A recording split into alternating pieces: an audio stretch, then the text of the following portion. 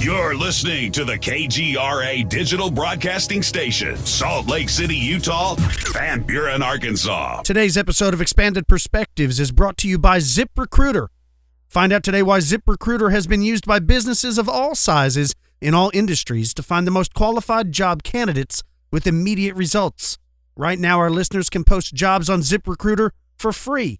That's right, free. Just go to ZipRecruiter.com/expanded. That's ZipRecruiter.com/expanded. Let's start the show.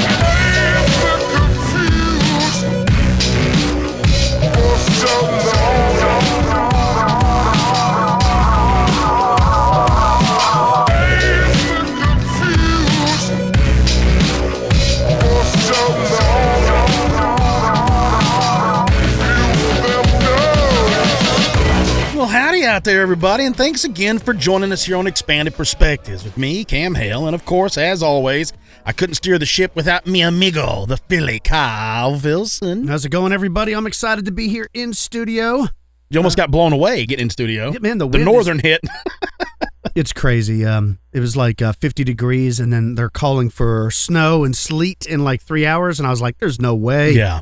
But all of a sudden, as we pulled up to the studio to do some recording, like a big gust of wind hit, and it was cold, and I'm like, it's just so crazy that me and you were going to sit down in studio and record a show, and by the time we step out of here, it'll probably be 20 degrees colder. It is wild, because I think it was almost 60 today. I want to say 57 was the high that I saw. It probably was, this morning. And I was kicking around outside in my shorts, my t-shirt, having a great time, and then this wind all of a sudden slammed, and we don't, like we've said in the past, we always end up getting a lot of ice, and that's what they're warning for right now. Is ice. But you know what? Even though it gets down cold at night, I wonder where the breaking line is as far as like today. There was a lot of sunlight on it and stuff. I wonder if the ground retains enough of that heat for it not to really stick. Like, are the kids just wishful thinking, or is this going to be a thing? You know what I mean? Well, I understand exactly what you're saying, and I don't think they know, because I've seen cases where it's warm out and it's called for ice, and I'm like, there's no way it's going to stick because the ground, it's been warm for 5 days. Yeah. And then sure enough, it's frozen, solid. Yeah. And then there'll be other times where it's been cold for a while, and I'm like, it's definitely going to stick, and then it doesn't. So, yeah, I don't know. I don't think they know. Yeah. Yeah. I definitely don't know. Of course, that's not a shock. There's a lot of stuff that I definitely don't know. So, I tell you what I do know. I do know Jeremy Stevens throws bombs, folks. I was watching the fights last night, and wowzers, what do you think, huh? Man, that was an amazing knockout, and the finishing shot was the best I've seen since Dan Henderson hit Bisping. Oh. You know what I'm talking about, where he was on his back, and he pretty much leapt into the air and timed it perfect, and that guy's head bounced off the canvas. That was awful. Luckily, the referee saved him. Yeah. Because he looked like he was still trying to go, and I'm like, dude, you're done. Your body's making the movement like a robot, but you're not really there. Nobody's driving the vehicle at this point. No one is there. And speaking of robots, I talk about the robot uprising all the time, and specifically with these drones. We're always talking about when's it going to be the day when these drones start attacking or robots start attacking? Well, apparently, the day's already come and gone. It's already happened. What happened? Russian bases in Syria have been subjected to a series of mysterious attacks, including one conducted by a swarm of armed miniature drones. Wait a second. So in Syria, there's a Russian base. Yes. And they've sent drones, little like drone racing drones. Someone has. Some after them. That's the problem, is they don't know who's behind it. It says many military chiefs are unable to establish who is behind these raids.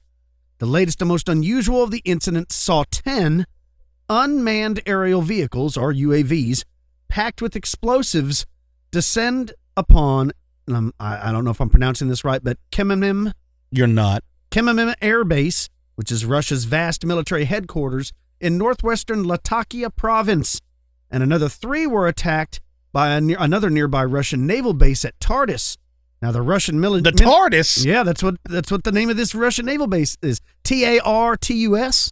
Ah, Tartus. I got you. Now the Russian Ministry of Defense said on Monday its military was able to capture 3 of the small-sized air targets of unknown identity.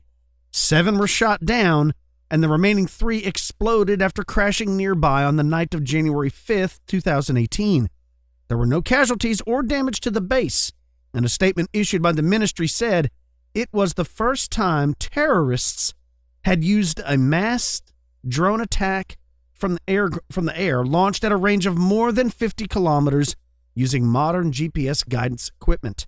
The defense ministry also shared images of the captured weapons or drones, and it showed a winged drone and 9 of the alleged improvised explosive devices, so IEDs. Mm-hmm. So basically these drones... A flying IED. These drones have IEDs attached to them.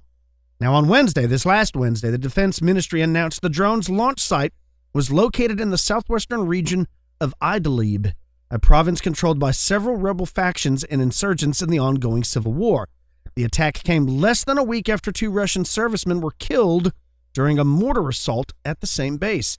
The Russian Defense Ministry was forced to deny reports that 7 warplanes were also damaged in the attack. Now, Russian media reported 2 smaller drone attacks again at another military outpost in the provinces of Homs and Latakia have occurred over the last 2 weeks.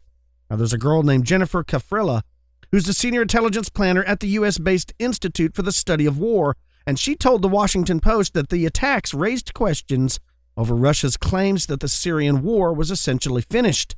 She said that the incidents were proof that whoever conducted these attacks can still penetrate regime areas and impose costs on the Russians. The gains the regime has made are not secure and are a high risk of being temporary. Now, unusually, they say that no faction in Syria has claimed responsibility for the drone or the mortar attacks. And on Tuesday, the Russian Defense Ministry appeared to accuse the U.S. of being behind the latest attack, claiming that the American Poseidon intelligence aircraft was patrolling over the base during the attack, which they think is a strange coincidence. It also said in an earlier post that the perpetrators needed technology from countries with high technological capabilities, and the drone's explosive devices had foreign detonating fuses. Now, there's a guy named Eric Bahan, and he's the spokesperson for the U.S. Department of Defense, and he told The Independent that any suggestion that the U.S. was behind this is not accurate, that we're not. And they took a look at some of the drones, the photographs that the Russians took of these drones, and after looking at them, the guy goes, yeah, these drones, you don't have to be some super technological country to have these. They're pretty cheap. You can probably buy them on the internet for less than $400. Ooh. So, somebody has purchased a bunch of drones. That's how they think it's terrorists. Mm-hmm. And have been attacking these Russian bases in Syria with these drones that they figured out how to attach these IEDs. Now, I don't know the capabilities of these drones. I know lots of people have them. I've had my eye on a Mavic Pro for quite a while. I don't know what the payload is. Like, I'm not so sure how heavy is something they can carry. Like, I mean, could it lift this jug of water that's sitting here? Can it lift a brick? I'm assuming. Well, I've seen them carry around like Cameras? full-frame cannons. Yeah, I have too. I mean, obviously, I guess we could look it up. Depending on the type of drone that they're using. But I'm wondering what the payload is. Also, I have questions about when it comes to IEDs. I don't know how much like a brick of C4 weighs or whatever they're using. Yeah. But the Russians were able to track, not only capture some of the drones, but they know where they came from. Now, I don't know how they know that, but maybe satellites or radio frequencies. Some kind of frequency. But they know that they came from 50 kilometers away.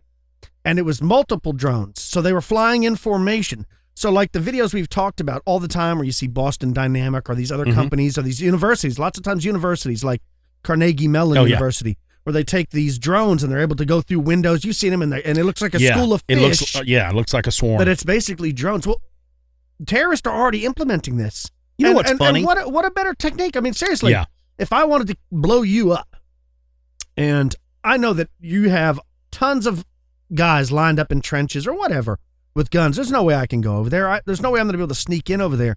I'm going to get shot. But for $300, I can build a drone, fly right it over into your there window. Fly it over there at night, say. Most of the guys in the troops, not only would they not see it, you know how hard it would be to hit? And even if you heard it, you're trying to find it in the total darkness. Yeah. But the reason you send more than one is once you breach the outside perimeter, then they just keep filing in. I fly it to the outside of your house and detonate it outside your window, blowing a hole in your house. You're not dead. But the other 3 behind it fly right into your room, and then they detonate. And they just start taking out bits and pieces. So my question is, if these idiot terrorists are able to do this, yeah, what do you think advanced military programs like the Russians have or the U.S. If they're probably already doing it. It's coming. It's probably already in place. Probably where they got the idea. Probably where they got the technology. So how, I mean, as crazy as it sounds when you watch the Terminators movies and Skynet's, these unmanned vehicles are flying around, shooting from the sky against the rebels. Then you got the T-100s on the ground.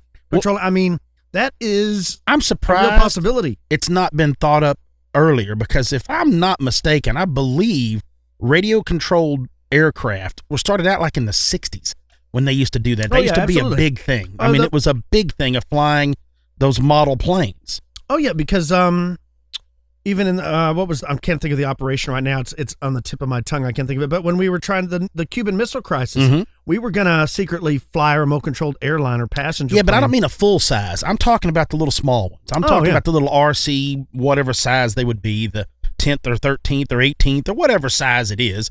I'm sure they had the capability of that in the 50s. Well, it makes me wonder is if it's now is the biggest thing because they have cameras. You know, where back then the difference was being able to fly it and see what it was seeing. Right, you'd have to have a line of sight. And that's now, why 50 kilometers away. Now it's like they have the technology to have a camera where you can see it from your controller as you're flying it. And I don't even know that you need the camera anymore. Just you like probably don't. The drone strikes in our sophisticated, they go off the metadata in people's cell phones. But with those things, you may have to free fly them to bring them in. But even then, okay, let's just talk about it, throwing it around. What about a vehicle? You're traveling in your car, and that thing swoops down on top of you at a red light, sits right on top of your car, and detonates. It's over. There was a movie in the 80s, and I don't remember the movie, where they had these programmable bullets, and you could shoot them, and the bullet would fly down the hallway. What was that? And it was a little far-fetched at the time, but now they do. They have it where you can shoot through a window. It blows up right as it goes inside the window. And they have bullets where you can change the trajectory during its flight. So now if you're a sniper and you're firing at something a mile and a half away, you can make laze it and fire corrections during mid-flight. I mean, all this stuff's real. It's crazy. It's caught up. The thing is when you're a kid, you always think, well, they need to develop lasers. We're always going to be behind until we need lasers. And now that we're here, I don't know that you do. Well, the idea of lasers, here's what's funny. It's just like anything else, the basics. When you learn the basics of golf, the basics of football, the basics of boxing, the basics of anything, and you get real good at the basics, you'd be surprised at how well people are when they are just... The basics get you a long ways. Well, what's wrong with something that explodes? You don't need anything fancy. If all you need is a delivery system. Because we are very, very fragile. So once you get something to explode beside us, because I think lasers are inferior. Because, like I've always said, whether you have a laser gun or a lightsaber, the Jedi are really effective. But if they fought the Cylons, it would be useless because their outfits are mirrors. So when the laser hits, it would just deflect right off. You can't cut my arm off with a lightsaber if my arm's made of mirrors. All mirrors, right? Yeah. Doesn't do a thing. Wouldn't do anything. We got to get out of this. I'm going to start going crazy. Okay, look, I got something fun for you folks from cryptozoology news. Oh, you don't say. A man comes across a Thunderbird up in Pennsylvania, which is funny because I just dealt with a paving company out of Pennsylvania. They came, and one of those just randomly knocked on my door. They were doing work down the road. They're like, hey, man, we'll make you a deal. Do your driveway. I'm like, all right, bring it. So wait a minute. They had the glass shop down the street from your house, had to get a paving crew all the way from Philadelphia? Well, they're actually just south of Scranton is where these people are out of. But I asked them, I go, what the heck are you doing here? Because, the first thing I noticed before I get into this Thunderbird story, folks, the first thing I noticed was his heavy Boston accent. So I'm like, well, I can tell you're from Boston. And he laughed. He goes, you're right. And I go, but I want to know what y'all are doing down here because I looked at the truck and the license plate's from Pennsylvania. And he said they come down here in this time because the weather's so bad up there. Yeah, that makes sense. They come down here and they spend a couple months down here in the South, and mainly Texas, and they pave all through here, doing all their work. As the weather gets nicer, they go back home and keep working. So pretty much they can work year round. They just have to travel to come down here and do it. That makes sense. Yeah, I never thought Good of that. guys. Yeah. Super nice guys, man. Super nice guys. Knocked it out. So this dude was named Shane R., it says here. And what is this, Wilkes Barre? I don't even know what this is in Pennsylvania. Wilkes, B-A-R-R-E. How would you pronounce that, Kyle? Bear. Bear? Mm-hmm. Bear. This is what he says. Like Max Barra, right? There you go. Sure. There you go. Yeah, there you go. Now listen to this, folks. This is what he wrote. It says, it was a warm, sunny day, and I decided to go on a quad ride by myself, as I usually do, when time allows, of course. And as a business owner, this is my way to relax. Now, it seems like my only hobby for a man of 50 years young. Now, this took place in the summer of 2016. He says, now, when I'm traveling on my quad, I go very slowly. No hurry to get to my destination or to spook any wildlife. So after about an hour on this journey, I'm traveling on an old railroad bed, once heavily used for coal mining, that has been removed for some time. Now, this is not a typical path, but a wide dirt road.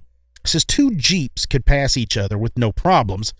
And to set the location, it's on the outskirts of the city up in the mountains. A very beautiful place here in Pennsylvania. Well, anyway, as I came around the bend, I must have startled this huge bird taking a drink from a large puddle on the path. Now, these puddles in this area remain year-round, and I never saw the bird struggle to take off, but when I saw it, it was already flying away from me. Its wings were out and already soaring. Now, even though I traveled in stealth mode, my quad was still loud enough to hear. Just enough time for the bird to take off. So as soon as my brain realized what I was seeing, I hammered on the throttle to keep up. It was no more than 50 feet in front of me and 4 feet off the ground as I'm sitting.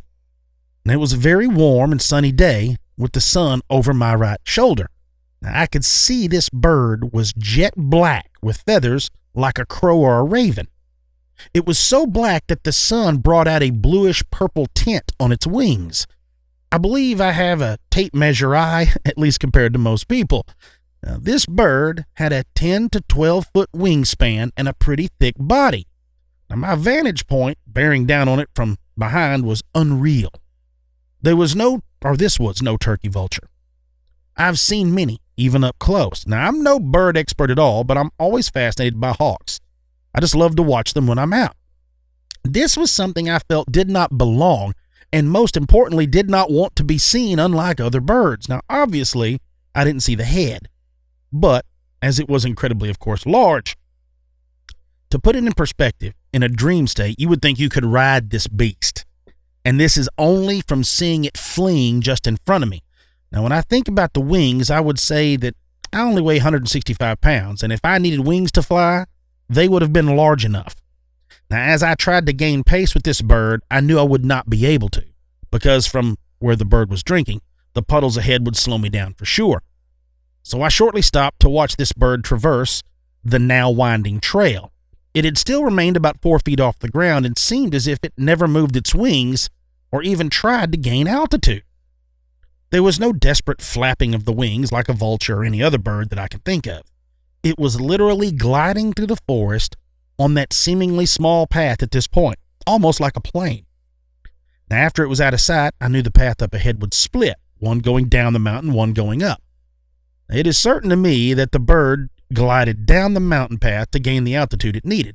I tried to get another vantage point to see it again, but I failed. Now, to me, I can never unsee this bird, or even I can't understand the size of it being able to utilize these woods for any kind of shelter. There's no way it could fly in this forest unless it walks on the ground a lot. And why wouldn't something that large be seen flying around? Now, this incident occurred almost a year and a half ago, but it still haunts me. See, I can't seem to shake it. Since then, my quad rides have been in one direction only, towards my sighting. I come out to find birds are extremely territorial, and if that's true, I hope to get proof of this one day. Wow. So that right there, my friend, was from Shane up there in Pennsylvania. Now, This quad has stealth mode, which is impressive. well, he said he was in stealth mode, but the quad was still loud. I got you. So that's it. He's just cruising along, which I understand that. You're just rolling right along. You're having a good time. No big deal. No harm, no foul. And you spook up this big bird. But, I mean, he's not saying that it was monstrous. He's not coming forward going, oh, man, this thing's 25, 30-foot wingspan. It's a 10 or 12-foot wingspan. But he goes, it just doesn't match anything that I've ever seen out here. And he brings up a good point that, most of us wouldn't even think of. Is in those forests like that, how would it get around? That's a good point. You know what? It is, right? Is. You think you're like, man, that's a really good point. Is how would it survive up there as far as with the ease of hunting? Because if you watch any of these, nature shows, most of these large birds hunt in open areas where they can fly, they can see, and they can dive. So you're right. Yeah, he's that's not hunting. I never really thought about that, but that's an interesting. And he won't fit. He won't fit. I don't know what that is, folks, but I hope you enjoyed it. Now, another thing I hope you enjoy is when we get back from the break, I've got some stories here. Now, we've touched on this in the past with our amigo, Mr. Nick Redfern, and I'm going to retouch on some other strange stories and other things to think about anyway, with this Bigfoot UFO connection and how it kind of ruffles the feathers of other investigators. So when we get back, we're going to check that out. You're listening to Expanded Perspectives.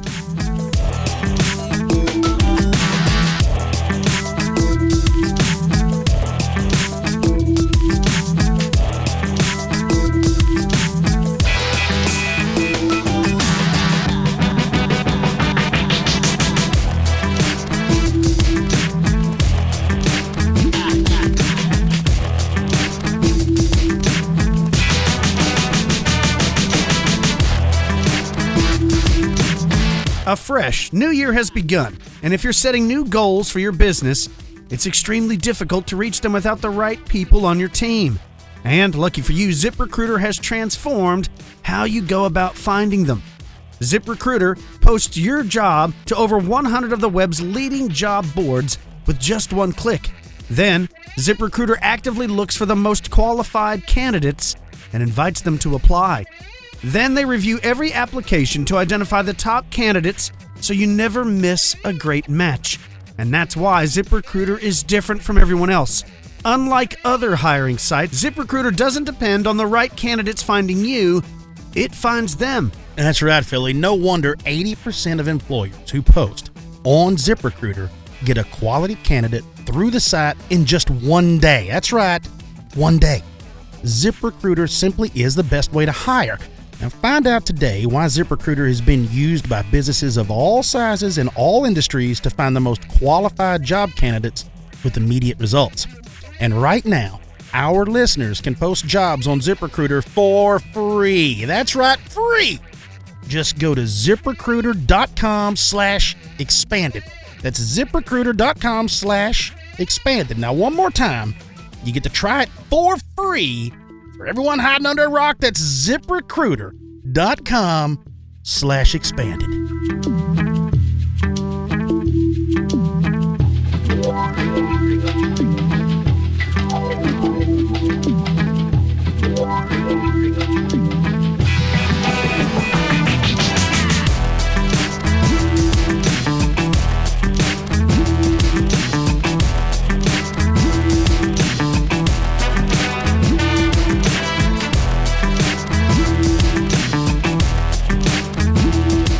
All right, here we go. Let's get into some fun. Let's get into some cool discussions. Philly, you're going to enjoy this. Now, of course, I was born in 75, and Philly's born in 76. That's correct.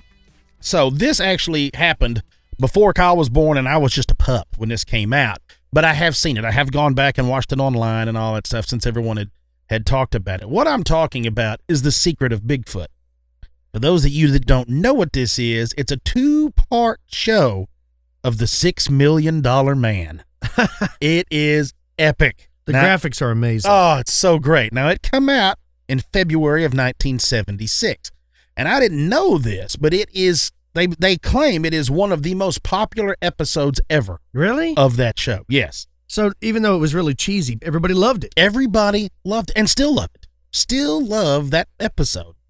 And I think what's funny about this, and when I explain this to you, you'll understand. But what's funny about this episode is what it touches on back in 76. Now, they always say these movies or these shows are telling you things, you know, a lot of these conspiracy theorists tell you that they're telling things that they already know, that's how they ease you into this. So when you think of it, you got to imagine this. This episode took place in the mountains of California, okay? Uh-huh. Now, the majority of it is this. There was a pair of geologists and in this episode, and they're out there looking at earthquake activity. They vanish. So you have to imagine that Steve Austin is the fellow, which is Lee Majors, was Steve Austin. Steve Austin's boss at the time from the OSI, which is who Steve Austin worked for. He was, his boss was named Oscar. Now, his boss was working with these two geologists.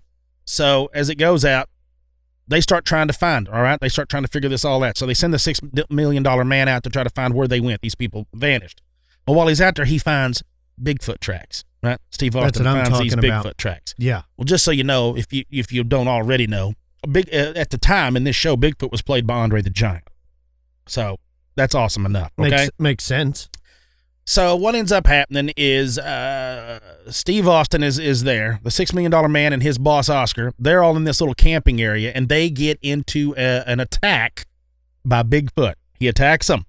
Now, during this attack, the $6 million man tears the arm off of Bigfoot, rips it clean off of him. Really? I don't remember that. Yeah. Okay. Well, what it does is because everybody freaks out because it's not a flesh and blood animal in that episode, he's a robot. Bigfoot's a robot. What you find out in the show is that Bigfoot is actually a remote-controlled robot that's controlled from an alien base inside a set of mountains. And it's controlled by these aliens. They do the whole thing. There's a theme here on today's show with the robots and drones and stuff, right? Yeah, and aliens and Bigfoot. It's the best of everything, baby. So, they basically alien abduct the $6 million man. He finds out that that's where the two geologists were. They were abducted also. They were taken there because they had accidentally uncovered this evidence that led to this alien base. And then his business, or the people he works for, OSI, that did all this stuff, they find out that the entire West Coast is about to be hit by this earthquake and could probably wipe out, millions and millions of people. That's the way the story goes. So they go into what happens. So what do they do? Okay, well, we're going to set off this underground bomb, this bomb that's going, I guess, to do something to stop the shift of the tectonic plates. They're going to make it stop the earthquake. That's the idea. Blow something up. Operation Gas Buggy. There you go. They're going to stop this. Well, what ends up happening, they set it off, but it ends up messing up the secret base of all these aliens, okay? Mm-hmm. So they're like, oh, no, what do we do this whole thing? So now they're all freaked out. So they're like, what are we going to do? So the two geologists, they get back together. Steve Austin helps them, and all this. Well, Steve Austin gets help from Bigfoot. And then Bigfoot gives them some help, and they help the aliens, and they all repair all the stuff in their system and their base. Comes around this whole thing. What do? Steve Austin leaves, making sure that nobody knows that Bigfoot's a robot. Nobody knows that the base is there. Nobody knows all this stuff. He helps them build it all back. They erase his memory. Completely erase his memory. Nobody knows all of it. That's the way it ends. Is this episode on YouTube? Can you go back and watch it? Yeah, I believe you can go back and find it. I'm going to have to go back and watch this, man. But so what I've just told you sounds crazy. It sounds insane, right? But like we've had Nick talk about, and we've all discussed, is there's something going on with Bigfoot that where I don't know. Like we've said, 1 minute you lean on, is he a terrestrial being? Is he a real ape? Or is it something this crazy? So I'm going to jump all the way up into this July of 2016. There was a fella called into George Norrie's show on Coast to Coast, and this fella called himself Gene. And this man said he was living in Albuquerque, there in New Mexico, and that he had a story about hunting elk. All right, that he was hunting elk on the Arizona Mexico border there in Gallup is actually where he was at. Yep. Okay, I'm familiar with that. And that he says that he was on a Navajo reservation there, and he's talking about how rough it is and where he's all at and this whole thing. And this is going to be a transcript from the show that this is what he said. And I want you to listen to this because it's pretty wild, and it goes along the idea of maybe they are interdimensional. Let's just say that. It says, this is what he goes on to say, that I am an ex-Navy corpsman. Now, I know when something's following me. I'm about an hour and a half back in, talking about back in the mountains, and I'm way out in the middle of nowhere. So I go around and I end up in a box canyon on top of this mesa that overlooks the boonies. And it's like 1,000-foot drop off. He says, now real quick, I head back towards the box canyon. And I was trying to get away from whatever was following me. And all of a sudden I hear these thundering footsteps. And I lean up against the wall, And here comes about 7 horses from out of the middle of nowhere into this box canyon. Now, wild horses, mind you. Well, I get around the box canyon, and there it is. It jumps off the top of a 20-foot dead-end box canyon. I was at the bottom. I'm looking up, and now I'm looking at it. And it jumped. 1 foot down, 1 foot up on the side. It was exactly what everybody says that you guys talk about. Now, he's talking about the whole Bigfoot thing. I'm in the middle of a native reservation on the top of a little mesa, and it blew my mind. It's looking right at me. It's less than 50 yards from me, and I took off running. I didn't freeze. I took off running. Yeah. So this Bigfoot has jumped over 20 feet off into this bottom. So you're like, I'm trying to put it to scale in my mind. You know, like when you're driving down an interstate, like a typical overpass is around 16 feet. Yeah. So basically like that. Basically. And then it just hikes its leg up like Captain Morgan. Just lands down there and just standing there. Now, this is great. He says, then, after he took off running, then something threw a rock at me, and it was a huge rock. He said, I would say it probably weighed about 8 pounds. He said, it would have killed me. Yeah. Says, I looked, and then I tripped out. He said, at 120 to 200 yards, there it was, and it's looking at me. He said, it blew my mind because it threw an 8-pound rock at least 120 yards. Jeez. Yeah. Now, he says this thing was huge when he saw it. Huge? Huge. Yeah, it's so huge, it's huge. Now, he goes on to keep talking about all this, right? That he was like, he said he said he decided to take a shot with his rifle. And then he goes on to say that he believes he hit it directly in the chest. He hits it. He says, and after taking a few steps, this thing simply disappeared into thin air, like it wasn't there. Now, he goes over there to investigate, okay? Yep. And he finds these footprints in the ground. But there's no blood or any physical evidence at all. Right? Okay. He says this, I don't know where it's from, but wherever it came from, when I hit it, it had the ability to disappear into thin air. He says, now I looked. I followed the footprints. I walked the 120 yards. It wasn't that far from the top of a mesa. It had nowhere to go. Never, ever have I seen it again, and never, ever have I gone back, not by myself. So he's out hunting for elk. He's elk hunting. He's got the thing in his scope. He fires around. He knows at 120 yards after it threw an 8-pound rock at him. He knows he hits it, and when he shoots it, it just dematerializes right in front of him? Vanishes. Wow. He goes around, and I'm assuming the way it's blended in, but he's like, I followed the tracks back to where it jumped off, everything. The track stopped everything. Right where it hit the ground, the whole thing. He said, but where I shot at it just vanished after I shot at it. It's what he claims. Now, there was also a piece that Nick Redfern had shared, and he talked about a woman named Jenny Burroughs. And I'm going to share this because it's rather strange, too. This actually took place in Seattle, up in the forest up there in Seattle, because she had claimed that she saw a full-grown saber-toothed tiger. Okay? Oh, yeah? Yeah.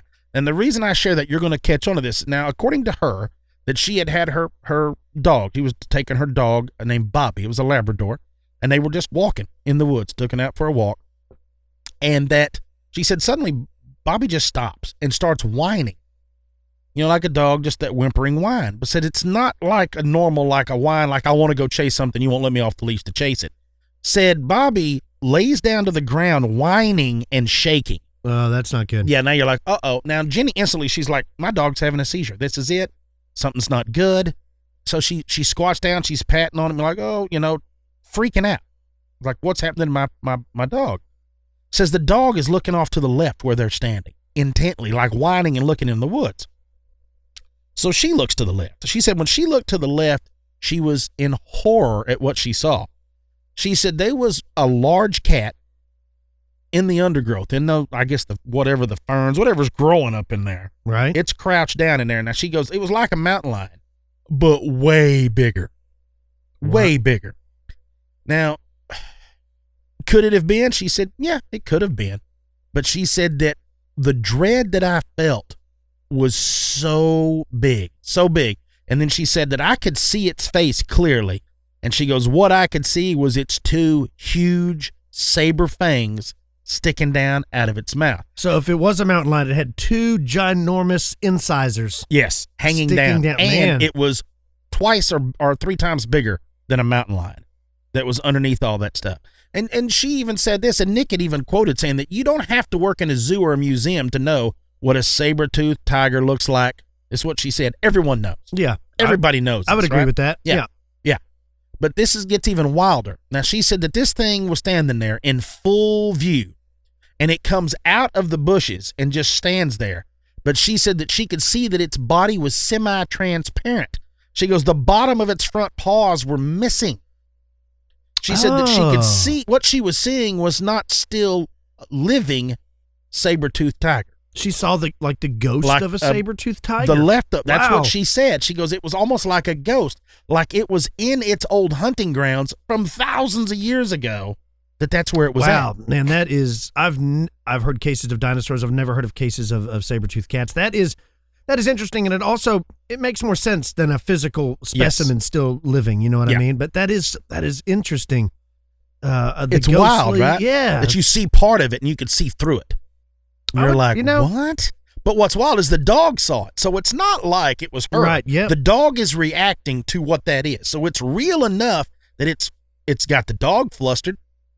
Yeah. It's not just her having this whole thing. Now, back in 2010, there was a fellow named Rick Phillips, and he had posted some stuff online on his blog, and he was talking about Jonathan Downs there at the Center for Tea and Zoology. Yep.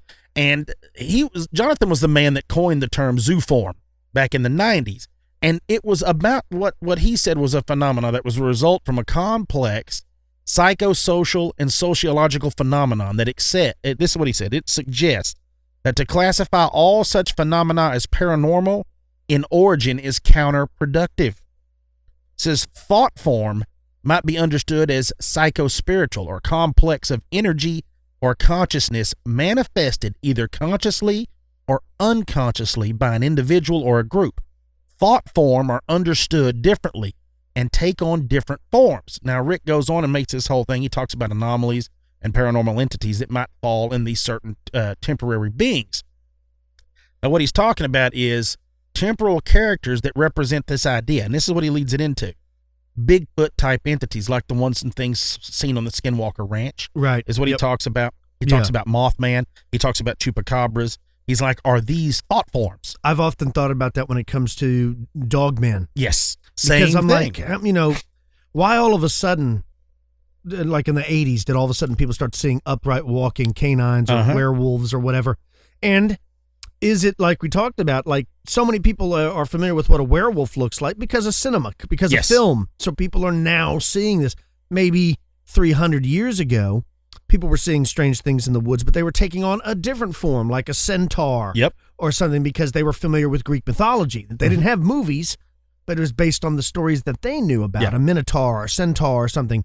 And so there's constantly these beings or whatever in the forest that, for whatever reason, are taking the form of what people collectively like are thinking fear. about. Yeah. Like that evil entity that feeds on your fear. Like Slender Man. It makes more sense. It does when you start thinking about it this way. Well, and I'm bringing this up. You're going to enjoy this. It says that on one warm summer's night, there were 3 teenage girls had gone to visit another friend. Now, this friend's parents were out of town, so the girls planned to watch TV, play some music, and have a little fun and, good time. Now, during the night, their discussion turned to horror movies and the paranormal. So the 4 girls decided to try out an old Ouija board. It says none of them were frightened by the board or the possible implications. In fact, they had no real idea at all how to even use this apart from what they had seen on TV or had read. So what initially started out as nothing more than a bit of course, fun for these young girls, something darker and more terrifying ended up happening, of course. Now, using familiar television imagery, it says here, they removed a wine glass from a kitchen cupboard, placed the index fingers of their right hands atop it, and were soon working on the board, okay? I'm with you. Now, of course, what would they be talking about? Who they going to marry? When they going to marry? Let's try to find out from dead relatives. Let's see what all's going on. They try that. Nothing, right? Nothing. Let's put a hex on Stacy, guys. Yeah. Right? Yeah, right. So all this goes on. They said nothing really happened. Nothing was going on. So they said, but something did occur. On 2 occasions, the electricity went off. So that kind of scared the girls. So, that was it. So one of the girls explained later that when that happened with the electricity, they said we all kind of looked at each other in a funny way, decided to stop. It was all too, it was real late. Damage was done. Said, and the doorway was unwittingly opened, is what she said. So nothing further happened that evening. Now, the girl that hosted it, her name was Laura. Now, she can't explain much of what happened on the next day, but as it progressed into the afternoon, of course, and later that evening, she said once again the electricity went off about 6 p.m. in the house, okay? Okay. And she said at that point, there was real dark feelings began to take a real strong hold on her. So she knew something wasn't right. So she decided, to go ahead and go to her bedroom. She's like, I'm getting scared. I don't feel right. I'm going to bed. She goes to sleep. Later on that night, she wakes up from a deep sleep in the wee hours of the morning because she said she heard something that sounded like loud yet disturbing animal screams emanating from the vicinity of these small, thick woodland patch right by the back of their house. Yeah, What? woke her up. Now, she said that, of course, curiosity gets up, but she's a little freaked out. So she gets out of bed, she goes to the window, and she's looking out, right? Yep. Nothing out of the ordinary, she said she could see. She's looking out there where those screams are coming from. Nothing. She goes back to her bed. Boom, she goes to sleep. Not for long. She says about 2 a.m., she gets woken up again. And this time, she said that she smells the grossest smelling thing ever. She said it smells like old rotting cabbage. So she put out her hand to turn on her lamp that sat on the table beside her bed. And she said at that point, she is panic-stricken because there is a large black silhouette of a hairy figure that's just partially eclipsed by these shadows in her room. Now, she said this thing was hunched over and had huge long arms and big white eyes. Now, she goes on to say that the very moment she tried to scream out loud, she experienced this sudden paralysis. Now, she says, I was sitting up, but I couldn't speak. I couldn't move at all. Now, she says the worst was still to come, that this big, hairy creature comes right over to her in her bed and stoops down, and she says it brings its face within 8 or 9 inches of mine. It was in her house? Inside her bedroom at this point. And she said it looked just like Bigfoot, a big, hairy thing that I couldn't tell if it was a monkey or a hairy man. And she says for several moments, this big thing just stands there and stares me in the eyes, just glaring at me. And she says it slowly and carefully, like it's mindful of where it's at, backs away. She said, and it backed away until it became like this dark mass up in the shadows in her room. Right. She goes, then this form just disappears. It's like it had been sucked into the shadows. So Sasquatch is interdimensional. Well, that's kind of what she leads into, is she's like, this thing certainly had scared her, but she said she didn't get the feeling that it was in any way hostile towards her. It was just a big, hulking, imposing thing. Now, she goes on to say, that she believed that they had opened up a doorway with that Ouija board, never closed it. Now, she goes on to talk about that it never returned. So it vanished right in front of her. Now, this isn't the only time that people have had these crazy vanishing Bigfoot like we're talking about. I've never heard of them inside of someone's bedroom. No, me either. But in a trailer home in Cincinnati, Ohio, back in 1973, there was a woman named Miss Hetfield. Miss Hetfield had a 13-year-old son.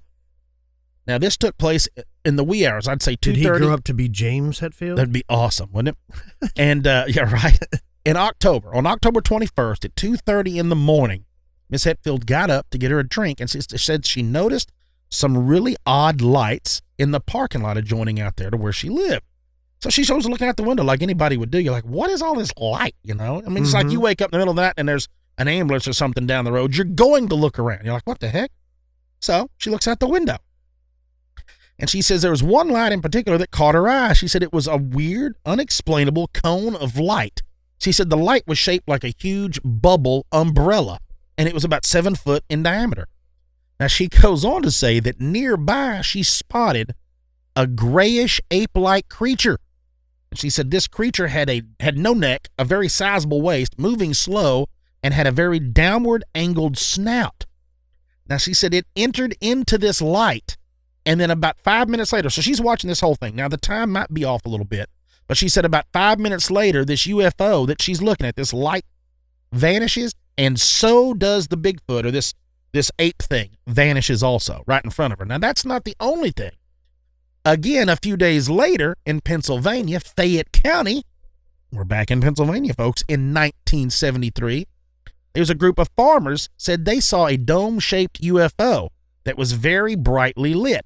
and they claim that it was about 100 feet in diameter, okay? Mm-hmm.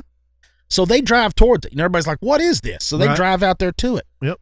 They claim, this group of farmers claim, when they get there, they see not one, but two giant creatures covered in matted hair, real thick, like thick, stray dog matted hair, luminescent green eyes, and they said their arms were longer than their knees, so it's hanging down past their knees. Now, one of the farmer's sons starts shooting a gun off at it. Yeah, that makes sense. Yeah. And it says one of these creatures raises its right arm up in the air, and they said at that very moment, the UFO disappeared, and then the two of these Bigfoot ran off into the woods. They said they never saw him. They never saw him again. So this UFO's there. The Bigfoot are there. Yeah. Like the Bigfoot are talking to the UFO. Yeah. Farmers go to popping shots. Well, Gone. okay, we always, like to think about what extraterrestrials would actually look like from another galaxy and stuff. And, some people say they're going to look like insects, and other Yes. people talked about they're going to be more plant-like or something. So my question is, why couldn't extraterrestrials look like Sasquatch? I mean, maybe like, Chewbacca, there is a planet that's inhabited by Wookiees. It's a planet inhabited by Sasquatch.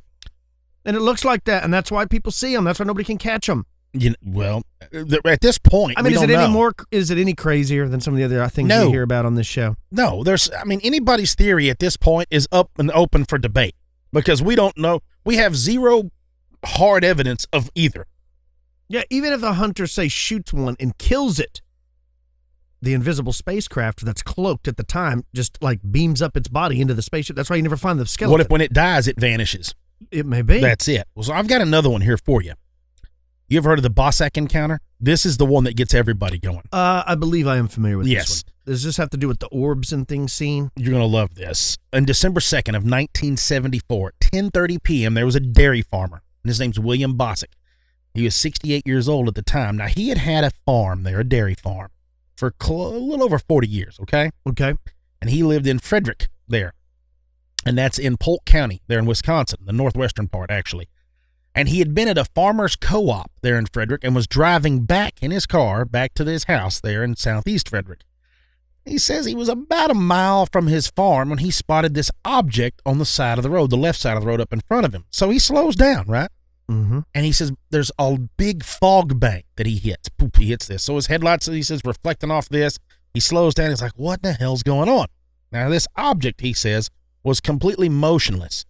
And he says it seemed to him to be between 8 and 10 feet in height, but it wasn't luminous. He's like, so it wasn't glowing, but it was reflecting his headlights. Right. And he said that it had a transparent, like, sector around it, resembling glass. So it's like in the shape of a shell or a bell, Kyle. A bell. Reminds me of the War of the Worlds, the Uh-huh. original movie. Remember, it looked like they were underneath like a glass, like what you'd put a cake in. Yes, exactly. Yeah. Yeah. Well, he even says it was kind of conical. It had like a peak on top, like the top of this machine. He said that at the top it was lit. And Bossack said that he could see an occupant, somebody in there. Said the body was visible and said he had his arms raised above his head. Now, Bossack said that he's talking about this creature, this thing that he saw. He said this creature who had a head and 2 arms showed the characteristics, he says, that were not very human. Now, what he means by that was stiff hair or hairs coming out of the sides of its head, whose face itself was hairless, and a beardless chin. Says its eyes were large and protruding, and its ears were described as pointing on 8 centimeters and resembling those of a young calf. You ever heard an alien described as a young calf? Never. Yes. Now, he said it seemed to be dressed out of something very tight-fitting, covered with brown fur, or, it says, to be covered with brown hairs on a higher part of the body, including the arms and all this. He said there was no collar or features that were visible on this suit. He says the bottom of the character was lost from sight in this fog, all right? Mm-hmm. Now, he was terrified at this. He's like, oh, what in the hell? He said, now, he saw the face of this creature, and he said the creature's face showed signs of fear. So they were both like, they surprised each other. So he had slowed down and almost stopped by the time he got up there. But he's like, at this point, I'm so freaked out, I just, drop the hammer. Just gives her the onion and takes off, right? Says when he did that, the inside of his car became darker as if the headlights had weakened, and he heard a noise of friction like that of branches of trees, like you're driving through brush, and it's just dragging down the car. So he gets back home, and he tries to look at this where the encounter had occurred from the vantage point of his house, So he's up there, up on the hill, he's looking down, he's like, what the heck's going on down there? He can't really see it because of the fog. So he's trying to see where the lights are set and all this. So the next morning, he goes back to where all this happened, and he's looking for any traces of the landing or any evidence of the presence of this object. You know what he finds? No. Nothing. Except for one thing. He said there was a little flattened circular area in a field. That was one version of the story that people had heard. He didn't tell anybody what he saw for almost a month. He didn't tell his wife, his son, nothing. But finally, he decided to talk about it, and he contacted a newspaper. So the newspaper sends out these investigators, okay? And they met with him. And they both said, hey, look, this dude is a stand-up guy, like you and I have talked about. He's got no reason to make this stuff up. He's a stand-up guy. And he's got a great reputation in the community. The community of this whole area, they love him for who he is. So he said, well, in order, I know y'all are going to be skeptic of the story that I'm telling y'all. So how about this? How about y'all lie detect me? Do you want to find out? You're welcome to do one on me. So he's like, hook me up. We'll see what happens. So the story goes on, and then like I said, it gets built up. People start saying that it was Bigfoot flying this UFO, that what he saw wasn't an alien. It was Bigfoot in this. So later on, Bossack gets investigated by Everett Leitner. All right. Now he's a field investigator there.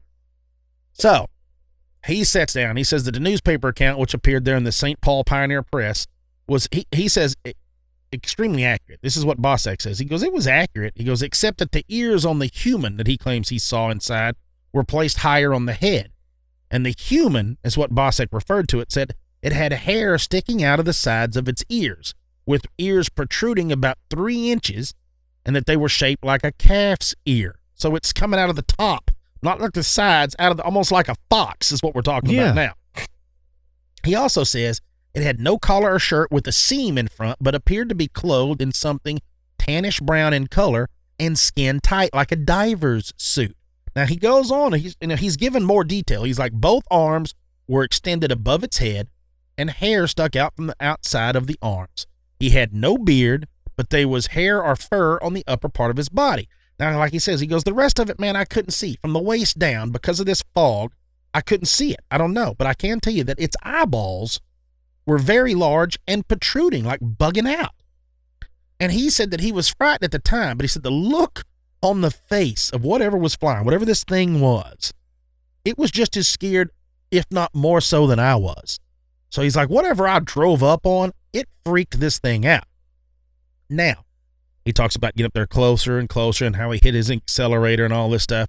And he talks about, the inside of the car becoming dark, and he hears all that and hears all the scratches. And he talks about, of course, back home, and he said, man, I was so scared that I wouldn't go out. This is what he told him. I wouldn't go out at night for several days after this whole thing happened. So they asked him, he's like, he wished that he had somebody with him in the car. So the next morning, like he said, he goes back. He doesn't find anything. He looks into it, nothing, the whole deal. Now, he told this Everett fella, he said, looking back on this, because I feel like I did something wrong. And Everett's like, what are you talking about? He says, well, I feel like I probably should have stopped and got out and tried to say, is there something I can help you with? Be friendly.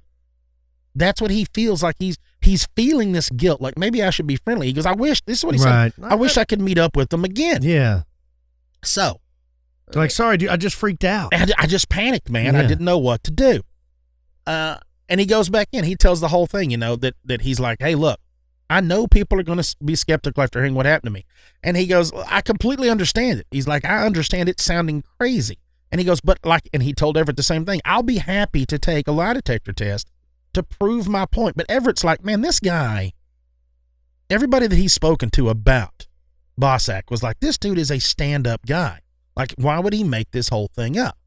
So we go into that, and I get to this one thing I'm going to wrap this up with for y'all to listen to. Now, several years ago, there was a fella named James C. Wyatt, and he lived in Memphis, Tennessee, and he released a copy of his grandfather's journal, which contains some very startling entries into this thing, and I'm going to read these to you. Now, if you take it all literally, the way this whole thing is, it almost ties Bigfoot and UFOs together, and it almost like that for quite some time. But this is what was released. The journal was dated 1888, and James Wyatt's grandfather had recorded some stuff that had happened along the Humboldt County line in Big Woods country, is what he called it up there in California, right? Mm-hmm. His father and several cowhands had wintered with a local tribe there after delivering some cattle to the fort further north. Now, Grandfather Wyatt was very fluent with many tribal languages and proficient in sign language. So, was always was always working with these local tribes and was even involved in a lot of their activities. So the journal goes on to state that one day he came upon a man from the tribe carrying a large platter of raw meat. And at first, the man seemed afraid to answer Wyatt's questions concerning this errand that he was on. But he finally, said okay, and he allowed Grandpa Wyatt, the old cattleman, to follow him. Said, well, come on. So they go up, and there's a shallow cave and a cliff face. And he says that in this, there's a beast that lives with a shiny black hair that's long, and it covers its entire body.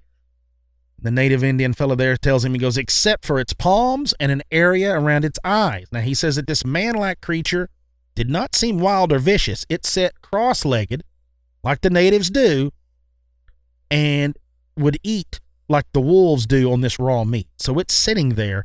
When they get to this cave, this native fella brings this big platter of raw meat. Now, Grandpa Wyatt goes on to say the creature was built like a big, well-developed man, except for its lack of neck and its long body hair.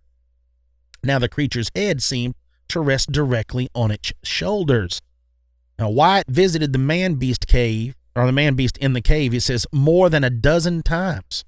And after much questioning and receiving 2 pounds of tobacco, a compass, and an axe, one of the men from the tribe took Wyatt to a high pinnacle of rock one clear night to tell him of the creature's origin. The natives call him Crazy Bear. That's what they called him. Said he had been brought to the Big Woods from the stars. Says a small moon had flown down like a swooping eagle and had landed on a plateau a few miles away from the tribe's encampment.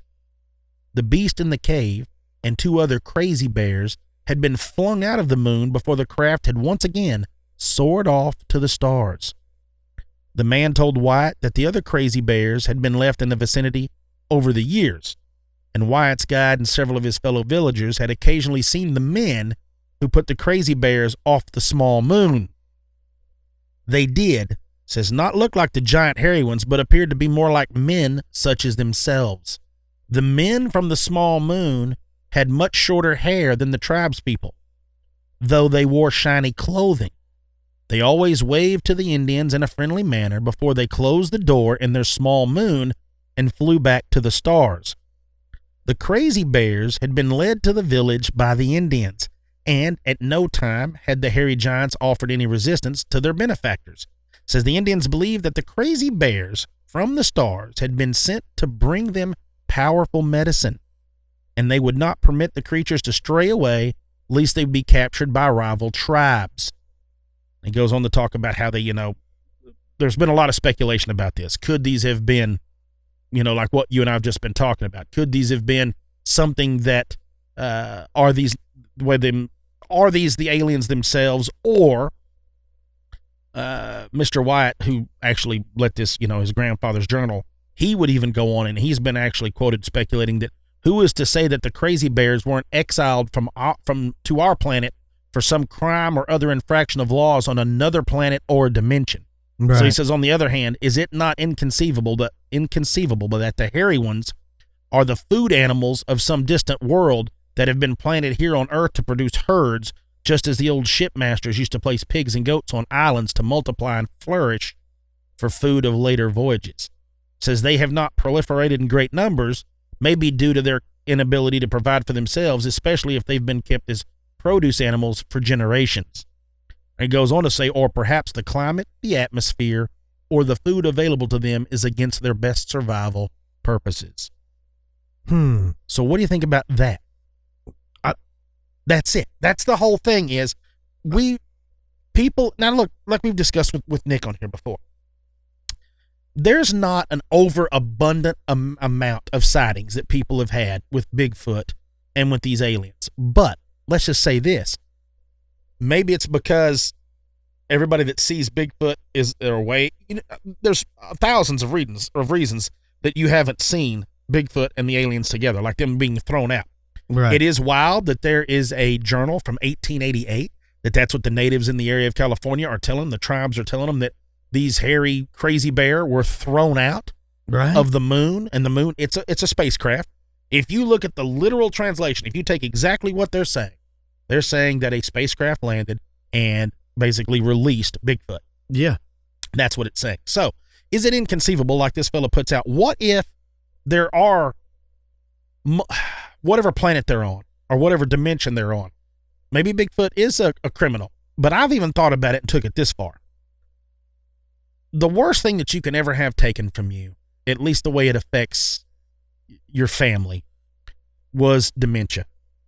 Right. When you see a loved one suffer from dementia, it is the worst of the worst. Alzheimer's and things like that. Yeah. Well, what would be the, not full blown, not like you forget, but what would be the worst thing would happen to you is if they took you away. It's almost like I think of District 9. You seen that? That's a great movie. He loses his humanity, and he loses his ability to communicate with his family. Yet he lingers out there. Yeah. What if that was your punishment? What if they took you, they stripped away your humanity, they changed your look, and you can never communicate with your family again, but they drop you off on this planet to where you can't fit in.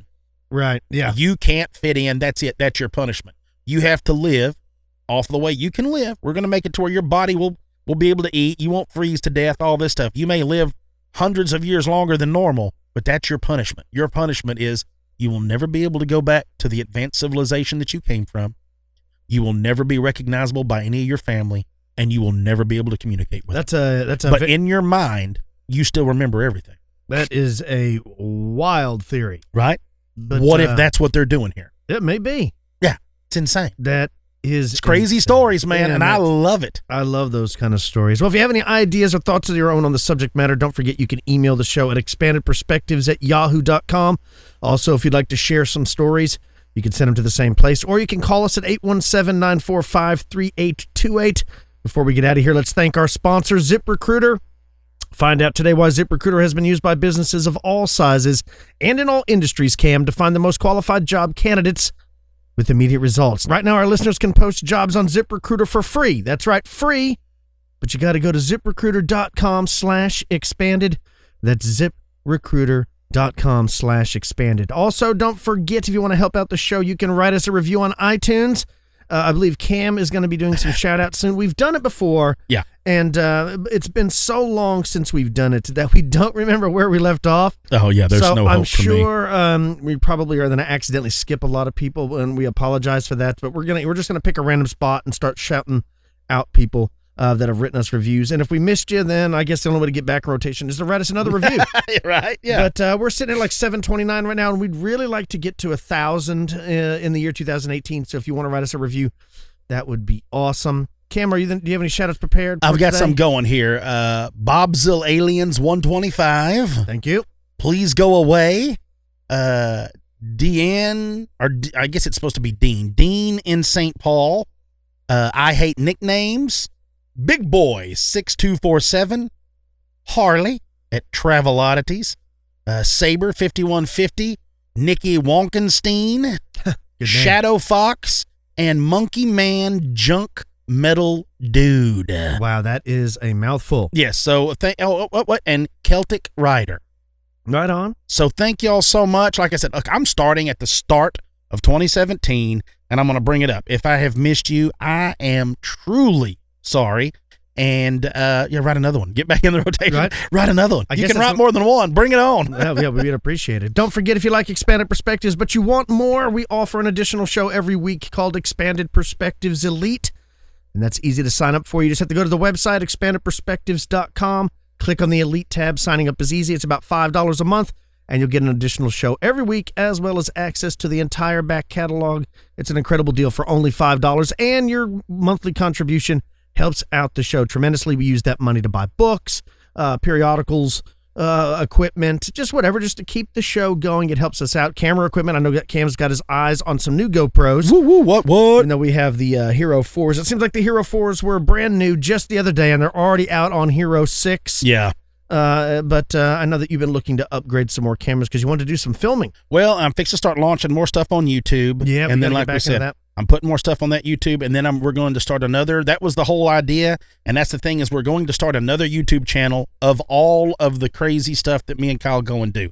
All that we may have interviews on there, we may have our adventures on there, anything outdoorsy. That way, the basic channel has all the stories and all the shows on it, and then the other one has all the other stuff. That way, you don't clutter them all up. We can keep them separate. And do the whole thing that way so you can subscribe to the other one. So it'll be coming out yet, but I don't know what we're going to name it. We've been kicking around all kinds of names and all that, so we have no idea how that's going to work out. But it's going to be launched, I would say, probably within the next couple weeks. I'm going to launch. I may even launch it this week. Yeah, let's put it out there. If anybody has any name suggestions for the possible new channel on YouTube, go ahead and email that suggestion to expandedperspectives@yahoo.com. Yeah, email us, put it on Facebook. You can, message us with it on Facebook. However you want to get in touch with us. Send us some messages on it. We'll take a look. We'll try to find a good name. Right. I've got some recent news about my youngest son, Luke. Over the weekend, I introduced him to Jason and the Argonauts. How much does he love it? He loves it. He loves Talos. He loves the Hydra. He likes where they take the Have you showed him the old school Clash of the Titans, too? Well, I'm getting to it. Okay, so he enjoyed Jason and the Argonauts, so I'm like, well, I know what I'm going to buy next on iTunes. I'm going to buy Clash of the Titans. Won't have it. Is he not digging the Kraken or Medusa? He saw the trailer with Medusa, and he won't come in the room. I'm like, but you like Jason and the Argonauts. You'll love Clash of the Titans. Now, I've seen both versions. The newer version's not terrible. I still prefer the original 1981 version. But, he will not entertain Clash of the Titans at all. You may have to show him, like, the new one. So it's really hard to... I don't understand. Like I said, he'll watch America Rolf in London. Doesn't bother him. But then you watch Medusa with the lousy graphics in 1981. Can't handle it. I don't know if he's got a fear of snakes. I don't know, but it's just wild where he's really into some things and other things that you would think, well, that's not going to scare him. Totally freaks him out. Like, he didn't even like Bilbo, the robotic owl he saw. He wasn't even digging that. No, he won't even come in the room. But yet, wow. Well, when my daughter was little, she loved Gollum from Lord of the Rings. She loved it. She hated Bruce from Finding Nemo. Yeah, see? It doesn't. I don't know. It's a child's mind. Yeah. Speaking of people with a child's mind, what do you got planned for your week? Oh, I see how you're going to do all that. That's fine. I'm fixing to be a single father for quite some time. My wife is going on a vacation with her cousins. All right, that's right, the cruise, right? They're going on that cruise. Before. So, they'll be gone. She'll be gone for like 9 days. So, it'll be real party central in my house. I won't have much to do. I'll be chilling. That'll be nice. I don't know. It depends on how this weather goes, because the weather gets sketchy. They won't even send me to work. Like, they put me on hold and just be like, you're not coming in. Right. So I have to try to get all that stuff done because I got a bunch of stuff. I don't know, man. This whole week with this weather, everything's going to be a little crazy. I'm just trying to grind it out because in about 4 weeks, actually 4 weeks today, we're going to be heading out to Colorado. We're going to be snow skiing and snowboarding, and I know you're going as well. So maybe we'll do some filming up there in the mountains. We will for sure do some filming. Well, I can't wait. Well, that's about all the time we have for this episode of Expanded Perspectives. For Pretty Lights, Intertradition Books, New Page Books, Llewellyn Books, Anomalist Books, and Ancient American Magazine. We'll be speaking to you elite members later this week. For everyone else, till next time, I'm Kyle Filson. He's Kim Hale. Peace, y'all.